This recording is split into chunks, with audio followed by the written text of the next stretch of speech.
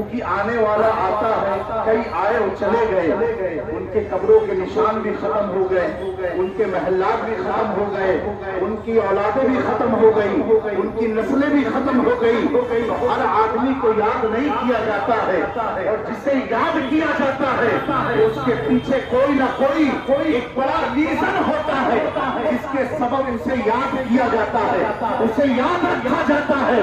آج کچھ لوگ داڑھی ٹوپی لگا کر کے اسلامی لبادے میں کہتے ہیں تم غوث اعظم کو یاد کیوں کرتے ہو، غریب نواز کو یاد کیوں کرتے ہو، مخدوم اشرف کو یاد کیوں کرتے ہو، اعلیٰ حضرت کی محفلیں کیوں سجاتے ہو؟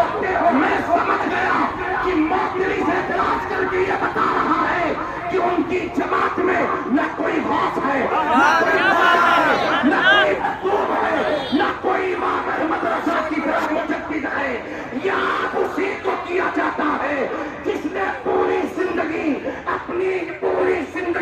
اپنی تحریر ایک چیز کے لیے لٹائی ہو، وہ یہ ہے علامہ اقبال نے کہا تھا کہ محمد سے وفا تو نے تو ہم تیرے ہیں، یہ جہاں چیز کیا نہ ہو قلم تیرے۔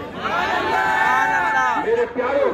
جس غوث اعظم کی محفل آج جلوس نکلنے والا ہے، اللہ اکبر، میں اگر عرض کروں حضرت سیدنا امام حسن عسکری کے بعد سے لے کر کے آج کے ٹائم تک، اللہ اکبر، اگر کسی کی ذات کو بیان کیا جائے تو اس سے پہلے اس کا بیک گراؤنڈ جاننا ضروری ہوتا ہے، اس کا پس منظر جاننا ضروری ہوتا ہے، اس کا گھرانہ جاننا ضروری ہوتا ہے، اس کے ماں باپ کے تعلق سے جاننا ضروری ہوتا ہے۔ اس روئے زمین پر اللہ اکبر، میرے عبد القادر جیلانی غوث اعظم کو اللہ نے وہ شان عطا فرمائی کہ ابھی پیدا بھی نہ ہوئے، باپ کا نام ابو صالح ہے، یعنی صالح کا مطلب کیا ہوتا ہے؟ یعنی پرہیزگار، متقی، اللہ کا خوف رکھنے والا، صلح کرانے والا، پاکیزہ طبیعت والا۔ حضرت غوث اعظم کے باپ کا نام ابھی پیدا بھی نہ ہوئے غوث اعظم باپ کا نام اعلان کر رہا ہے۔ یہ معمولی شخص نہیں ہے، یہ ایسے شخص کو جنم دینے والا ہے جسے دنیا غوث اعظم عبد القادر جیلانی کے نام سے جانے گی۔ تبھی تو میرے امام نے بریلی کے دھرتی سے کہا، سر بھلا کیا کوئی جانے کہ کیسا تیرا، اور یہ مرتے ہیں آنکھیں وہ ہے طلبا تیرا، سارے تابے جہاں کرتے ہیں کعبے کا طواف، کعبہ کرتا ہے طواف کرے والا تیرا۔ اپنی بات کو سمیٹتے ہوئے میں عرض کرنا چاہتا ہوں، امام اہل سنت امام احمد رضا نے سینکڑوں کتابیں لکھی، اللہ اکبر، فتاوی رضیہ کو لکھا، دولت المکیہ کو لکھا، حسام الحرمین کو لکھا، ہدایت بخشش کو لکھا، نہ جانی کتنے کتب و رسائل لکھے، لیکن اعلیٰ حضرت نے کنز الایمان کو لکھنے کے بعد بھی یہ نہ کہا کہ کل قیامت کے دن یہ میرا ذریعہ نجات کا سبب ہے۔ یہ کنز الایمان، یہ کنز الایمان، یہ فتاوی رضویہ اور دیگر تمام کتاب نہیں، اپنی کتابوں پر ناز نہ کیا، بلکہ امام احمد رضا مسلک اعلیٰ حضرت کو پیغام دیتے ہیں کہ سنو، احمد رضا کو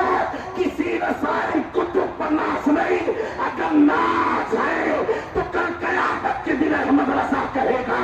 تیری سرکار میں اس کو شفیع جو میرا غوث ہے، اللہ تعالیٰ بیٹا۔ اللہ اکبر، یا رسول اللہ، زندہ باد۔ حضور رئیس سمیت والد بزرگوار فرماتے ہیں، حالات آپ دیکھیں بڑا سنگین چل رہا ہے، ایسے حالات میں ہم اہل سنت کو کیا کرنا چاہیے؟ اگر تکلیف آ جائے، پریشانی آ جائے، اللہ اکبر، آپ نے دیکھا ہم سب کے گلے میں ایک رومال ڈالا گیا ہے، یہ کیا ہے؟ یہ پٹا ہے، یہ دوپٹہ نہیں ہے، یہ پٹا ہے۔ اور امام احمد رضا نے بریلی سے ہم سب کو بتایا،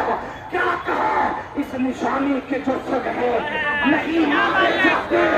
حشر تک میرے گلے میں رہے پٹا تیرا۔ میرے پیارو، جب